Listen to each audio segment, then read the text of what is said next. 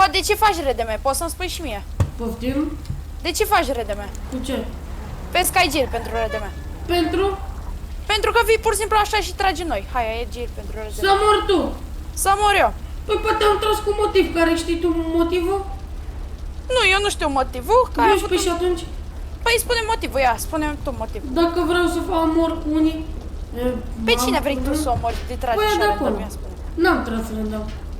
Ba da, ai tras random, pur și simplu ai venit la noi și ai tras. Să mor tu. Să mor eu. Sigur. Îs eu atât de sigur, te-am văzut cu ochii mei. Bă, frate, am tras acolo pentru că am vrut să trag. Pentru că am vrut să omor oamenii ăia de acolo. Ok, ăla e RDM.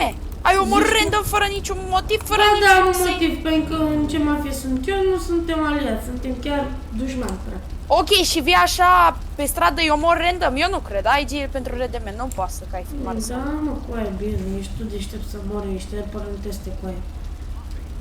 Te treziști tu să vii să îmi dai gel pentru nemotiv. Bravo, cu aia ești bun. Cel mai bun. A doua oară pe asta.